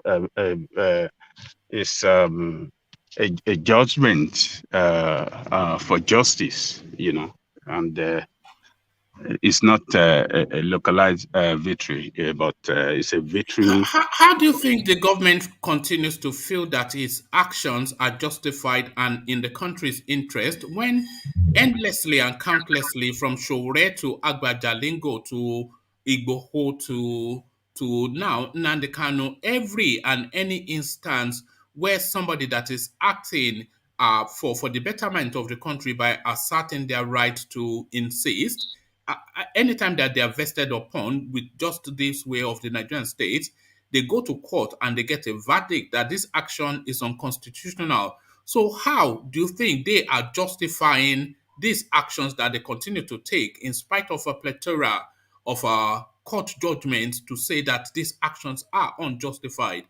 What justification do you think they put forward as an argument for these things that they do? It's just that this administration is an administration with team of people that does not believe in the constitutional democracy. They don't believe in the rule of law, and that is why they believe. But Buhari put his hand on the Quran when in 2015 he put his hand on the Quran. So what was this referring to? That is just it did that just to because the constitution compelled him to do that, and it doesn't really mean that when they put their hand on the Quran and the Holy Bible, it doesn't mean that they will comply with the law. They don't believe in God in the first place, and they never act in line with what the Bible or Quran preaches, and that is why they can violate the right of others incessantly without even having second thought about it. The Constitution did not allow them, but they believe in the rule of force. So Buhari get the people of like mind around him that believe in the rule of force and not in the rule of law. And that is their belief. And that is why they will constantly violate the law of the land by um, violating the law all the time by not having regard to rule of law, by not by consistently molesting and issuing a forceful order to go and kill. So that is what they believe in. They can never stop. They believe that is the only way they can assert their authority, and that is the only way they can have control of the system. So they cannot change until he leaves office. This is his style, and this is the way he rules. He doesn't believe in governing the state, because governing the state require bringing people together. It require dialoguing with the people, negotiating with people, to achieve result, to achieve peace. He believed in the rule of force. So Buhari would never, and his team, and Abubakar Malami, and the others, and the what do you call that one of security, national security? When you even listen to the way they talk, they don't talking about Moguno. Monguno. When you listen to them, you just be surprised. Where are we? You watch the containers, their containers. You see they like trying to. I mean, all the time they speak in the language of control, force, and if you don't listen, we will deal with you. So that is there. They cannot stop. They don't believe in the rule of law. They don't believe in whatever consequence that is going to come after that, after their bad judgment. They don't love the country. They don't. I mean, they don't think of the image, the effect of image they are sending out there to international community, to business community, to people around the world about Nigeria. They don't care. They just want to control. You see, when people want to control, as long as they are in power, they will use that power, according to the way they believe they can use it to achieve results. So they believe they can only achieve results by force, use of force, and that is it. So they can never change one man. All right. So amended charges levied against Nnamdi Kanu, 7 charges, now 15, double and one. But a lot of those charges varying in seriousness and impact and the sort of verdicts that can come in. Nnamdi Kanu takes his plea today, and he pleads not guilty to all of the 15 charges. So the trial now formally commences from the 16th of February. Incitement to commit a crime against the structure of the Nigerian state, a call to his adherents to wage against family members of security personnel. These are some of the charges. The government lawyers actually came in with radio equipment to play out broadcast on Radio Biafra where all these incitements were taking place. Nnamdi Kanu completely disregards and dismisses that he has nothing to answer to. So the trial commences with new charges. Adale Koko, your thoughts on that space? Yeah, Nnamdi Kanu have teams of lawyers that are capable of defending him and defending him well against all those charges. He has pleaded not guilty, or is it not guilty, or what is yeah, it? not guilty. Not to guilty. all 15 charges. To all the charges. But just to add, but as some of those charges are tenable enough for him to have to answer to, like the incitement one especially? Does he have to answer to that? Well, the government have to prove their charges on incitement. They have to prove what the law says about incitement, and a team of lawyers will battle it out with them as well. What the incitement mean according to the law. I can say something, and it might not really mean incitement according to the law. It might mean freedom of speech, freedom of expression. So this is what they come to contend. They come to contest at the law court. They have to distinguish between freedom of speech and incitement.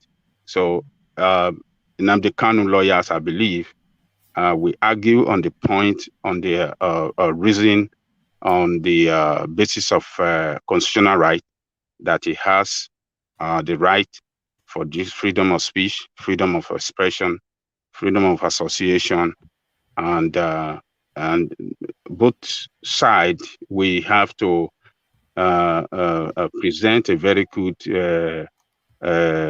position to convince the judge. So I believe his lawyers, men, a Zako that is leading them, when it comes to human rights and all those elements of human rights, he is one of the best in that country. I think that is why they hire him when the trial is about to begin, so that he can lead and he can put up a very strong position in defense for Kanu. All right, thank you. And to the primaries bill, or rather the electoral amendment bill, it looks as though that insertion for direct primaries has been removed in order that Boki from Daura can sign it. So what are you then making of this move by the Senate? It will be wrong to totally remove it. It's not going to be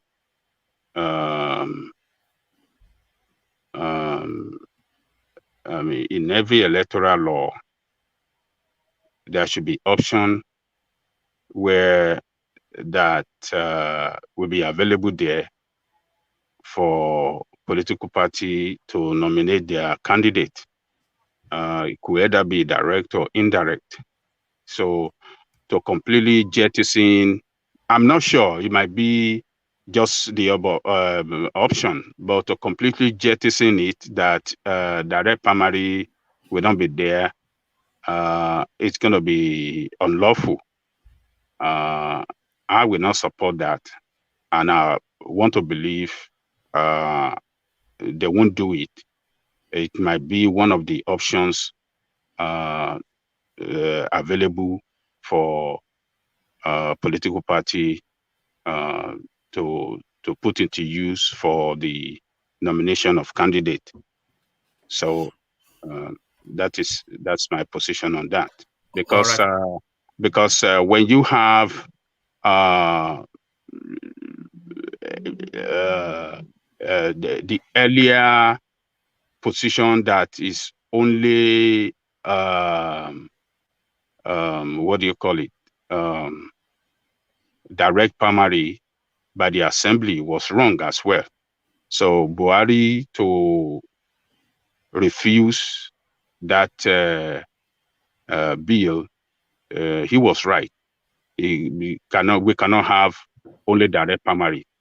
It should just be one of the options. So if they have corrected it that, okay, it's just one of the options for nomination, and they have indirect and other options as well, that would be welcome, because political party should be able to sit down as a family and sort this out among themselves, in the process of nominating their candidate. So various options should be available and not one option. All right, thank you, Janle Coco. So before I go on to beer, let me just make that call for that thumbs up again. I want us to at least hit 70 thumbs up on this particular stream just before we close. So there are about let me just say there are about 123 people are watching the stream live. So if every one of the 123 were thumbed up, we would easily surpass that 70. So 70 is not an unrealistic threshold for the amount of people already watching as we speak. So hit the thumbs up if you haven't already, so you don't then feel guilt tripped next time I make the call. So hit the thumbs up. So let's hit at least 70 thumbs up. So as we wait in anticipation of that, let's go on to Bia, who is also with us. So good to have you, Bia, and it looks as though name victory for the East. Nnamdi Kanu now, I'll strike one to him. Python dance, the Python should not have danced, and a billion naira compensation to our man from the East. So what are you making then of this verdict that goes in favor of Kanu? People are celebrating. I would say, but to me, I am not, because the way I see things are definitely different. Everyone's viewfinder is definitely going to be different. I don't think it's a really good news. I don't believe that any amount of money can quantify the loss of lives meted on the IPOBians in the house of Kanu and every other innocent people who in the East who were being shot at by mistake, who are not even part of IPOBians. So 1 billion naira, how much is that in pounds? For a life, for a sacrifice of a young life that could have become the president of Nigeria, that could have done something marvelous to change the outlook of the world. So to me, I don't believe that is a success story. That shouldn't have happened in the first place. Because if the Nigerian state or the government, as the giant they have listened to the cries of the people, I believe Nnamdi Kanu wouldn't be made so popular the way he is right now. They helped to make him popular, and now he, acting on their actions. He's in court for it, fighting for his life.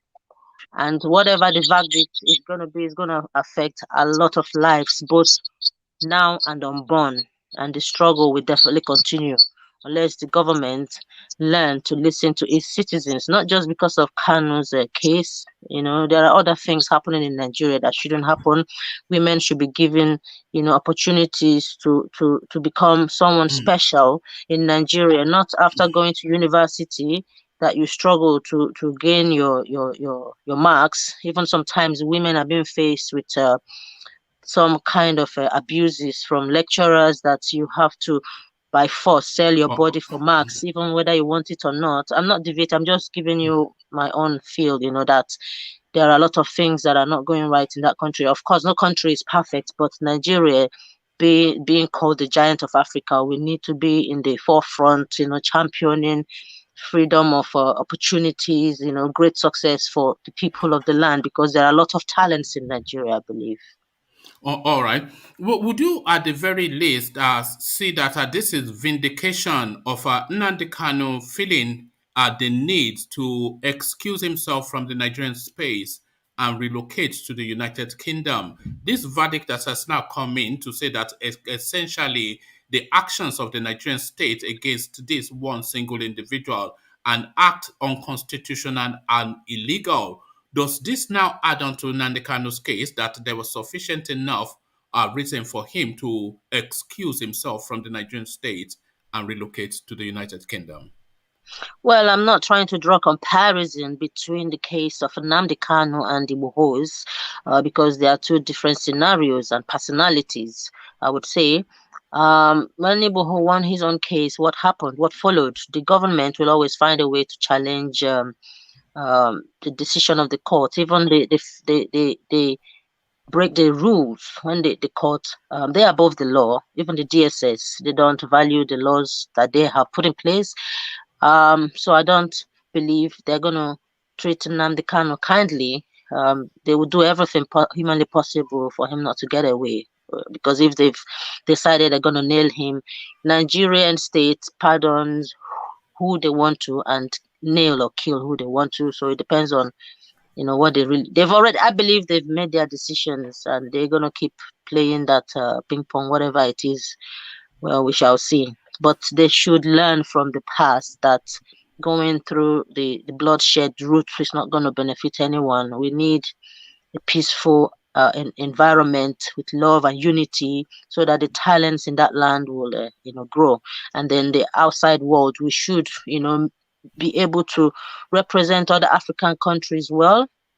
Let them give them good positive thinking, because they see us as their giant of Africa, their brethren. They look up to us. So if we the case of Nnamdi Kanu is not just for Nnamdi, it's for all the freedom fighters in the whole world, regardless how anyone sees what he's done, whether through Radio Biafra or not. After all, there is no smoke without fire. They should, think more about the future of the Nigerian citizens at large. All right, thank you, Bia. So, Bia, let's go on to Max. Max, are you even old enough to be with this session? Do you have ID? Are you a full-grown adult, Max?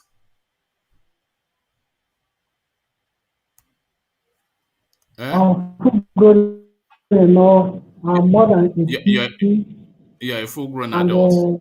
I say I'm more than 18. Oh, all right. I'm not convinced, but there you are. So, for me, I want to... Yeah, go on. Can you hear me? Yeah, go on. I was only joking, by the way, but yeah, but go on. We can hear you. Carry on. For me, I want to recommend I think for me, I want to recommend the judge that participated on that Nnamdi Kanu case in Abia. So what they did, they find that there is justice in Nigeria. Because for me, there is so many things that I think I look into on the case of Nnamdi Kanu, based on how you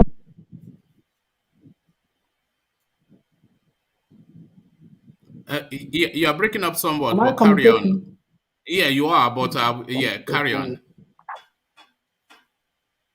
Yeah, you were saying about how you are applauding the verdict that Kanu got. Okay, I think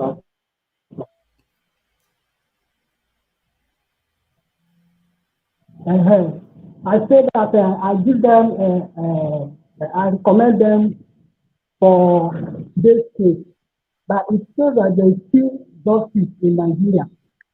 And on the other hand, the judge that is taking the case in the Federal High Court Abuja, those who look onto that one and do the needful. Because the case of Nnamdi Kanu is not only him. Nnamdi Kanu is just representing a people and is representing the freedom fighters in the whole world. So, and that is the case now. We still define whether there is justice in Nigeria or not. Because if there is no free and fair in that case now, it will give a bad image before international community. So I therefore urge the federal government to do the needful. Because if the case now should be free and fair, it will save Nigerians and it will save our country before other people, and it will promote the justice of Nigeria before other countries and international community. What indication do you have that the case will not be free and fair? And do you think Nnamdi Kanu has charges to answer to? I don't actually think, because from what I see so far, you will see that if I thought that he has a case or a side to answer, there will be something before now. And then some of the things that that I see, there is some certain things that is denied. Nigeria is a democratic state, and even press are denied access of going to bank, and it is very hard. So, in that aspect, in any democratic state, court is a place made for common man. And when court is denied, when citizen is denied from going to court, even the lawyers are denied from going to court, that means we are not in a democratic state, that we are in a military regime. So, hold on, Max. What you're saying is not factually, is a factual inexactitude. It's not exactly correct. The lawyers are present in court because they are arguing for their clients, both parties present, and there's somewhat a controlled media presence there as well, because it's a high-profile, high-security case. So they cannot just open it free for all for reasons of security, but really the lawyers are present and there's somewhat of a press presence as well. That is true, but it's not.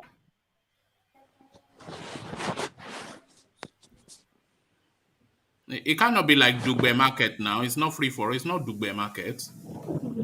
They can't run it like a. That is true, but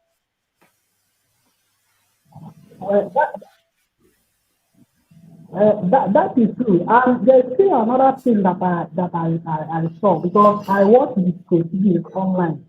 There is some people that came across the Federal High Court, starting carrying a Nigerian flag. And I don't think that whether are they fighting a war, because the court now haven't decided whether Nnamdi Kanu is guilty or not. And for that case, people, they don't supposed to be saying Nnamdi Kanu is a criminal, something like that. If we should be fair in what we are doing. So there's some of the things that I see. In my own side, I think this thing now, it will tarnish the image of Nigeria before people, because Nigeria is the giant of Africa, and every other country can't buy delay from this country. But what is you know the nature of this case that Nnamdi Kanu is contending with? He leading a secessionist group, and some wanting the Nigerian state space to obtain. So you cannot say surely that it comes to you as a surprise that you see elements from both opposing sides presenting in the court parameters with flags. You see Biafran flags and then you see the Nigerian flag, because that is the nature of the case.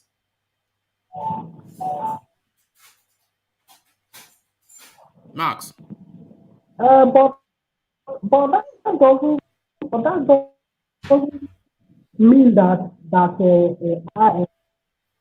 that doesn't mean that IPOB or Nnamdi Kanu is a criminal, as the Nigerians were attacking there. Some of them, they are carrying a flyers starting Nnamdi Kanu is a criminal, IPOB is a criminal. Because but that's freedom of speech, though. Is that not freedom of speech? Leave the rest of the state for the court. It's only a court. Max, people outside saying Nnamdi Kanu is a criminal, and some others saying Nnamdi Kanu is a savior. Hold on, Max. People outside the court with placards, some saying Nnamdi Kanu is a criminal, and others saying Nnamdi Kanu is a savior. Is that not part of freedom of speech and freedom of association and expression? Is that not free speech?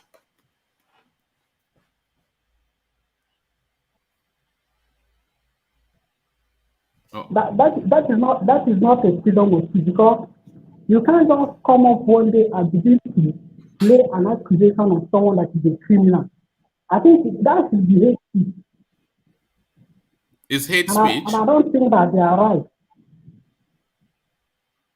Because it's only a court that can decide whether one is a criminal or not.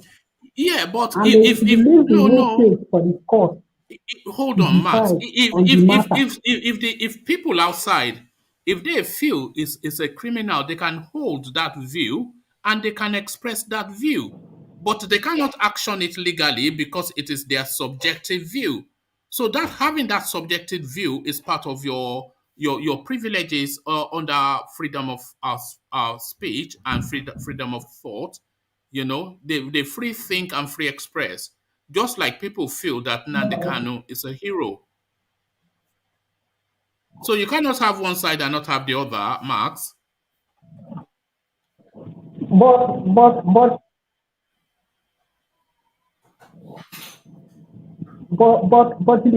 can you hear me? Yeah, But in carry on. in a normal sense, even when they are saying that, it shouldn't be within it shouldn't be within the court sense, because people who come in solidarity of Nnamdi Kanu, they are starting Nnamdi Kanu is our savior. But those of them who carry flag, the security men allow them to go close, because it don't take it that security men are in favor of them. So I don't see What about the from people those around things. the I court? don't see Hold on, that Max. What about the that it is what? unfair. Hold on, Max. What about the people around the court singing "Holy, Holy Nnamdi Kanu is another savior"? Should that be allowed? Are they allowed to do that? Sing "Holy, Holy Nnamdi Kanu is another." Are they allowed to do that? Yes, yes, yes, They are they allowed are to do allowed to that. do that, but they are far Okay. Hold that space. from the Hold that court space. premises. Hold no. For those Hold of that them with space. Nigeria Hold that flag, space. they are Hold that allowed to go space. close to the court. Uh-huh. So if people are allowed to sing "Holy, Holy Nnamdi Kanu is another savior," why then, by converse acceptability, why then are people that hold a different view not allowed to express? So if you're allowed to sing "Holy, Holy," why do people that hold an opposing view not are allowed the same courtesy of our free speech?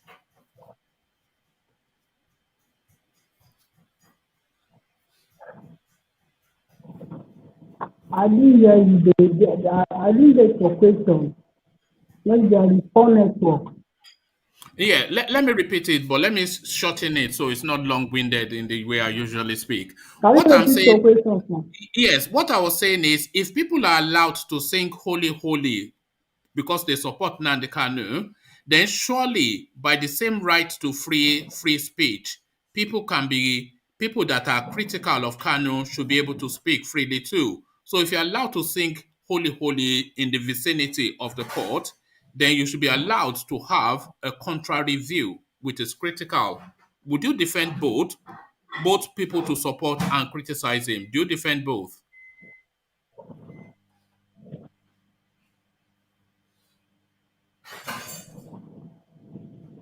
Maxwell. That is true, but what I'm saying is this: what I'm saying is that looking at what happened, it now seems that the Nigeria securities now allow those of them with Nigeria flag, those of them who are talking about what Nigeria, that they give them free access to do what they like. Okay? But for those of them starting, and if they go close to court, they will pursue them. I witnessed everything, I saw everything, and that is why I'm saying that it shouldn't be so. If they are copying the person, they need to stop both those starting Nnamdi Kanu is a savior and those starting Nnamdi Kanu is a criminal. Than doing it in a way that some people want to. All right. The security forces are biased in favor of one as opposed to the other, is essentially your point. So thank you, Max. And what are you making of this continuous outfit that Kanu is wearing every day? Even the judge has said she wants them to give him a change of clothes, but they continue to present him in the same outfit that they arrested him, kidnapped him, depending on your politics in. So Fendi, we are talking about Fendi.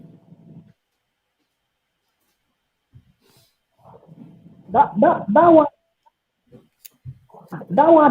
is very bad, even before the eyes of humans and God. And that shows that judiciary now don't have power, as in that judge now don't have power over DSS. And when you look into that, it is very bad because right from the beginning, those orders given to DSS, they didn't do any of them, and it is very bad. So, my advice to them is that if Nigeria should be good tomorrow, they should do what they should try to what to accept the order from from a court or from what judiciary. All right, thank you, Max. So really good to hear from you, So there is Max. some of as Nigeria there is some of the right that is denied from Nnamdi, even a right of what religion. Okay, for the last time he was.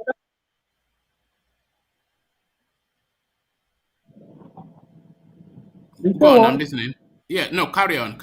Land your point. Can I just Land your point. Land your point. Make your carry on. you asked a question, but I didn't get the question. No, I was going to start to round up. I was saying that it's really good to hear from you, but I'm seeking to start to round off here. Just where are you coming from? I'm assuming you are calling in from the east. Are you in the east?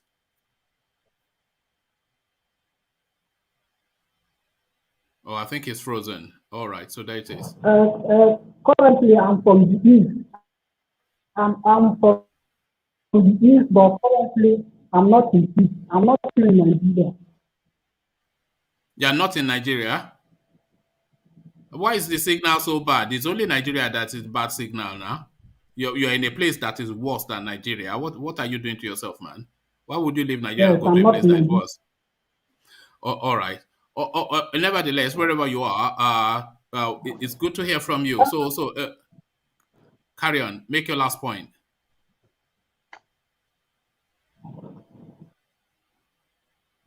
My last point is it does be like an advice to federal government. So my advice is this, that for Nigeria to be good, they should try to do what let there should be what independence of judiciary. Because when you look at our country now, it now seems that our judiciary is not independent. And for Nigeria to be good, there should be what pure independence of judiciary. There should be what free and fair in any case without looking what one will say or what the action or the action that one will take after the case. All So right. there should Thank be you, what Mark. primacy of law. The law should be above. All right, thank you, Max. So, Max, I'll seek to start to round off here. A real delight to hear from you, and hopefully, anytime you have the time to spare, you come and join us again because we would like to hear more from you, your thoughts on the Nigerian space, the East, and everything. So, a new name to conjure with in the space. Max joins us from wherever he's joining us from. It looks as though where he's joining us from is even worse signal than Nigeria, which is quite a thing. So Nigerians are actually leaving Nigeria now to go to worse places. This is where we are now. So that's Max, a new entry into the space. Rational Mind, a regular staple. I myself, your host, that bald-headed or your laughing man. So we leave it here. Carry conversation and conversation here. I say peace.